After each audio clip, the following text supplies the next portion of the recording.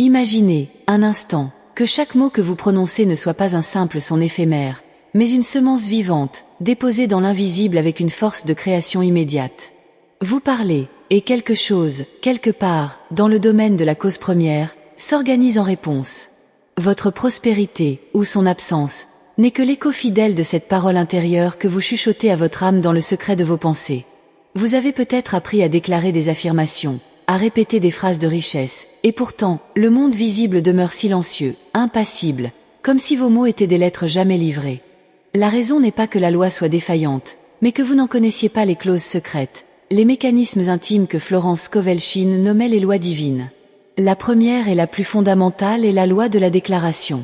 Elle stipule que des mots vagues produisent inévitablement des résultats vagues.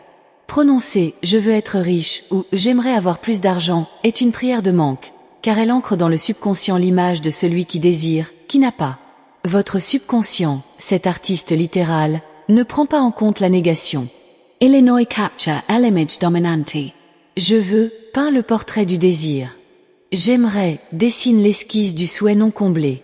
La parole qui manifeste est une parole de possession immédiate, prononcée depuis le point de vue de l'accompli. Je reçois maintenant des idées divines et lucratives. L'argent de Dieu afflue vers moi par des canaux inattendus et parfaits. Cette précision est le premier secret. Ce n'est pas une formule magique, c'est un alignement cosmique. Votre parole doit être comme un décret royal, émis depuis le trône de votre autorité spirituelle, et non la supplique tremblotante d'un mendiant à la porte de l'univers. Ensuite vient la loi de la vibration. Un mot n'est pas qu'une syllabe. Il est porteur d'un ton, d'une charge émotionnelle, d'une fréquence. Vous pouvez déclarer « je suis riche » avec la peur au ventre, le doute dans la gorge, et cette vibration de peur annulera le sens littéral des mots. L'univers répond à la musique de votre âme, pas au dictionnaire. La foi n'est pas un concept, c'est une vibration tangible, un sentiment de certitude qui précède l'évidence. Quand vous parlez de votre prospérité, votre voix intérieure doit résonner de la chaleur paisible de celui qui contemple un fait accompli. C'est ce sentiment qui, comme un aimant, attire à lui les circonstances, les rencontres, les opportunités qui correspondent à sa nature harmonieuse. La parole de peur crée une vibration de contraction qui repousse la substance même de l'abondance. La parole de foi émet une expansion, une ouverture, qui invite et reçoit. Votre tâche n'est donc pas seulement de choisir les bons mots, mais de cultiver le bon sentiment, la bonne tonalité d'âme au moment même de la déclaration. C'est un article. On ne crie pas la paix dans la colère. On ne déclare la richesse dans l'angoisse. Il faut d'abord, par un acte de volonté spirituelle, monter sur la fréquence de la gratitude et de la sérénité, et depuis cet état, prononcer le mot créateur. Puis, nous rencontrons la loi de l'attente. Elle est le pont entre le monde invisible de votre parole et le monde visible de sa manifestation. Parler comme celui qui détient déjà le résultat n'est pas un jeu de dupes ou une autotromperie. C'est la compréhension profonde que le monde spirituel est la cause, et le monde physique, l'effet. Quand un architecte dit « la maison est construite », en regardant ses plans, il ne ment pas. Il voit la fin depuis le commencement. Vous devez être l'architecte de votre fortune. Votre attente est le champ magnétique qui garde votre parole en vie pendant le processus d'incarnation. Si vous déclarez « j'ai un revenu abondant », mais que vous ouvrez votre compte bancaire avec terreur, vous envoyez un contre-ordre immédiat. Votre attente anxieuse dit « je déclare une chose, mais je m'attends à voir son contraire ». La loi, alors, reçoit deux commandes contradictoires et entre dans une inertie perplexe. L'attente fidèle, elle, est une vigilance sereine. Elle prépare la place. Elle range les vieux dossiers de dette non par désespoir, mais parce qu'elle fait de la place pour les nouveaux afflux. Elle étudie une nouvelle compétence non comme un esclave qui lutte, mais comme un héritier qui se prépare à gérer son domaine. Cette attente transforme votre comportement, votre posture, votre regard. Vous ne mendiez plus, vous accueillez. Vous ne suppliez plus, vous reconnaissez. Et ce changement de posture intérieure est le signal le plus puissant que vous puissiez envoyer à l'intelligence infinie. Elle vous voit agir en propriétaire, et elle répond en vous envoyant les titres de propriété sous forme d'idées, de contrats, de providence. La parole sans l'attente correspondante est une semence jetée sur le roc. Elle peut être parfaite, mais le terrain n'est pas préparé à la recevoir. Préparer le terrain, c'est cela, l'attente. C'est vivre, dès maintenant, dans l'atmosphère mentale et émotionnelle du vœu exaucé. C'est laisser la gratitude pour ce qui vient devancer l'évidence physique. C'est cette attente qui impressionne le subconscient en profondeur, bien plus que la répétition mécanique. Car le subconscient croit ce que vous ressentez être vrai, bien plus que ce que vous dites être vrai. Il est le gardien de vos convictions les plus intimes, et c'est à lui que vous devez prouver, par le sentiment de l'attente réalisée, que votre déclaration est un fait établi dans le royaume de l'esprit. Alors, et seulement alors, il se met au travail, sans effort, pour harmoniser le monde extérieur avec cette conviction intérieure. Il devient votre allié invisible, filtrant les opportunités, inspirant vos actions, attirant les personnes ressources, et écartant les obstacles qui ne servent plus votre nouveau dessein. La parole est le décret, l'attente est le sceau. L'une sans l'autre est impuissante. Ensemble, elles forment un commandement que les lois cosmiques sont obligées d'honorer. Vous commencez à percevoir que ce jeu n'est pas une lutte, mais une maîtrise. Il ne s'agit pas de forcer le destin, mais de parler le langage même dont le destin est fait. Chaque fois que vous ouvrez la bouche pour évoquer vos finances, souvenez-vous, vous n'êtes pas en train de commenter une réalité, vous êtes en train d'en émettre une. Choisissez-la avec la précision d'un orfèvre et la foi d'un prophète. La suite de ce voyage vous révélera comment effacer les anciens décrets de peur qui ont peut-être jusqu'à aujourd'hui tenu votre abondance en otage dans les limbes de l'invisible. Car il existe une loi pour neutraliser le passé, et son pouvoir est absolu. Maintenant que vous détenez le secret de la parole précise, vibrante et empreinte d'une attente fidèle, un obstacle se dresse peut-être dans votre esprit, une ombre murmurante qui dit « Mais j'ai déjà tant parlé de manque, j'ai déjà tant crié ma peur, j'ai tissé avec mes propres mots une toile de limitation. » Ces anciennes déclarations, sont-elles des sentences à vie? Ici réside le grand tournant, le point de suspense où beaucoup abandonnent, croyant leur cas désespéré, ignorant totalement la loi libératrice qui va suivre. Car la loi divine est un système parfait d'équilibre et de justice, et pour chaque action, il existe une possibilité de neutralisation. Vous entrez maintenant dans le domaine de la loi de la neutralisation. Cette loi est votre droit souverain d'annuler, d'effacer, de rendre nul et non avenu tout mot de peur, de doute, de maladie ou de pauvreté que vous ayez jamais prononcé. Selon Florence Kovelchine, le bien est toujours absolu et dominant, et le mal, relatif et privé de pouvoir réel sauf si vous le lui accordez par votre foi en lui. Ainsi, un mot de peur n'a de force que celle que votre propre conviction lui prête. Dès l'instant où vous retirez cette foi, où vous cessez de croire en son pouvoir, il s'évanouit comme un sortilège brisé. Comment procéder? Non pas par la lutte, mais par un contre-décret suprême. Si vous avez dit « je suis toujours dans la dette », vous ne combattez pas cette idée en lui opposant une énergie frustrée. Vous l'annulez calmement, fermement, avec l'autorité de votre nature spirituelle, par une déclaration telle que « je neutralise par la puissance du Christ en moi toute parole de dette et de limitation que j'ai pu prononcer. Je déclare que la suprême abondance de Dieu est ma seule et unique réalité. » Ce n'est pas une affirmation de plus, c'est un acte de juridiction spirituelle. Vous êtes le juge de votre propre cour intérieure, et vous rendez un verdict d'innocence et d'abondance, cassant ainsi les anciens jugements. Cette loi opère sur le principe que seule la vérité de Dieu a une substance éternelle, et que toute apparence contraire n'est qu'une ombre sans consistance, une fiction que vous avez entretenue. En prononçant le contre-décret, vous allumez la lumière, et l'ombre disparaît non parce que vous l'avez chassée, mais parce que vous avez changé la condition d'éclairage. La neutralisation n'est pas un combat, c'est un remplacement. Vous ne vous battez pas contre les ténèbres, vous allumez la lampe. Et soudain, vous réalisez que votre pouvoir n'était pas dans la lutte épuisante contre vos circonstances, mais dans ce geste simple et sublime de prononcer la parole de lumière qui dissout tout. Cela mène naturellement à la loi de la louange, la plus méconnue et la plus joyeuse de toutes. La richesse, dans l'ordre divin, répond à la vibration de la joie et de la reconnaissance, jamais à la contrainte ou à l'anxiété. Louer, c'est anticiper avec gratitude.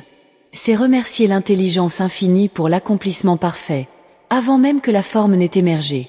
C'est le son de la victoire jouée avant la bataille, car dans l'esprit, la bataille est déjà gagnée.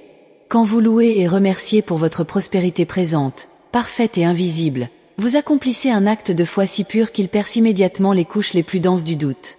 La louange est la clé qui ouvre les trésors cachés. Elle élève votre vibration au point où le manque ne peut plus vous atteindre, car vous êtes en harmonie avec le flux perpétuel de la source. Vous ne priez plus pour obtenir. Vous louez parce que vous savez que c'est déjà donné. Cette attitude confond la raison humaine, mais elle enchante l'intelligence divine. Elle prouve que vous avez compris le jeu. La louange active le principe de l'attraction magnétique le plus puissant qui soit. Un cœur reconnaissant est un cœur ouvert, réceptif, et il devient un conduit par lequel la substance universelle peut circuler sans entrave.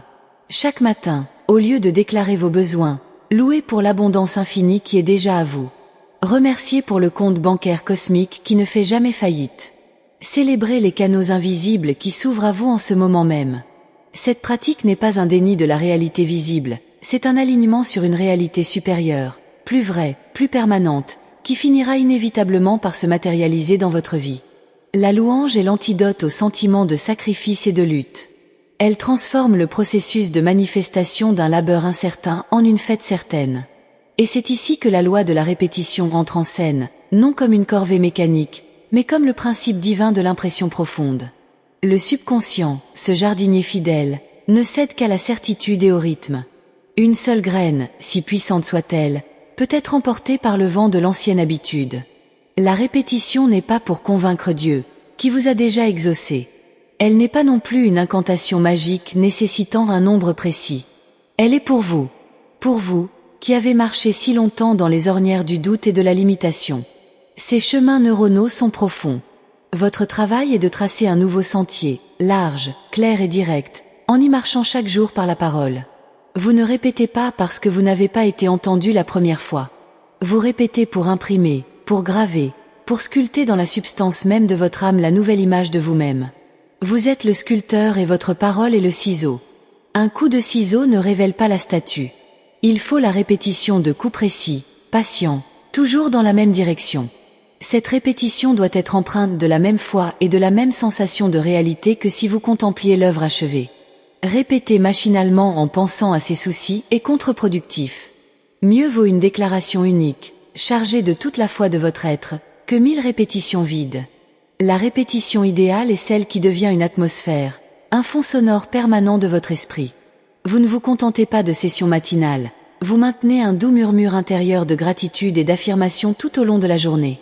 Quand une pensée contraire se présente, vous ne la combattez pas avec violence, vous lui opposez calmement et fermement votre déclaration de vérité, encore et encore, jusqu'à ce qu'elle se retire, vaincue non par la force, mais par l'évidence supérieure de votre conviction. Cette persévérance est la preuve de votre foi. Elle démontre à votre propre subconscient que vous croyez si profondément en cette nouvelle parole que vous êtes prêt à l'investir de votre temps et de votre attention, les monnaies les plus précieuses de votre existence. C'est alors que le miracle silencieux s'opère. Le subconscient, impressionné par cette constance, finit par accepter la nouvelle idée comme sa propre vérité. Et une fois qu'il l'a acceptée, il met en mouvement toutes ses forces invisibles pour la rendre manifeste dans votre monde. Il devient votre serviteur le plus zélé, travaillant jour et nuit, organisant les coïncidences, inspirant les décisions, attirant les ressources. La répétition est le processus par lequel vous transférez une idée du domaine de l'intellect, où elle est fragile, au domaine du subconscient, où elle devient une force créatrice autonome. C'est l'engrenage qui connecte votre volonté consciente à la puissance infinie de l'invisible. Pendant ce temps, rien ne semble peut-être changer à l'extérieur. C'est le moment le plus crucial, le test de votre compréhension de la loi du timing divin, qui sera le pont vers la révélation ultime de l'accomplissement. Car l'univers a sa propre chorégraphie, et imposer votre tempo impatient reviendrait à briser le sortilège naissant. Nous arrivons au cœur du mystère, au moment où la foi est mise à l'épreuve suprême, dans le silence apparent et l'intervalle sacré entre la semence et la moisson. Vous avez parlé avec précision.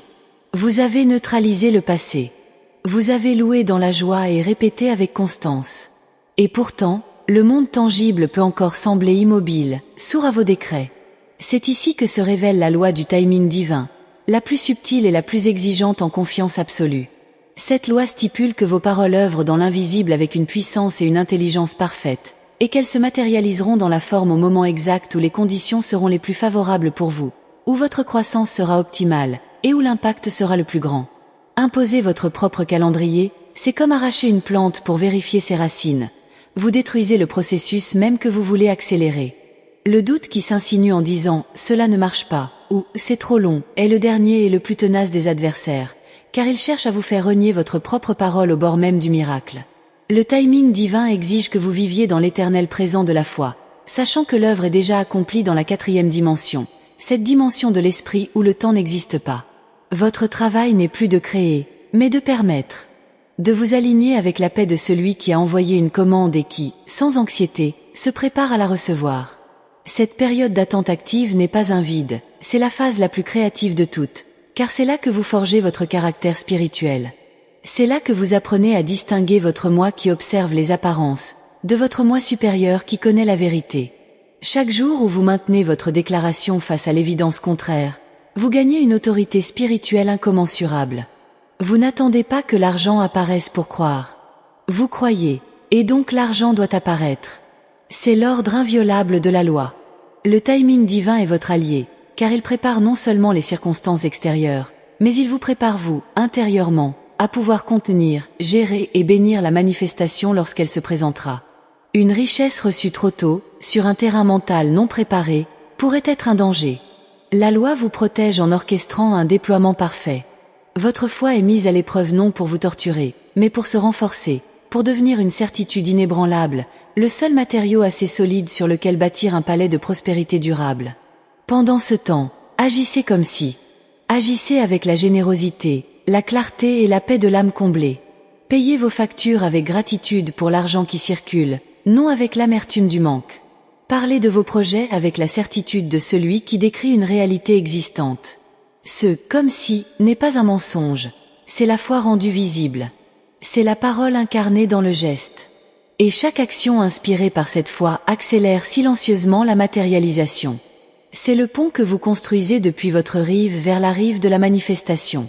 Enfin, nous atteignons l'apothéose, la loi qui scelle toutes les autres, la loi de l'accomplissement.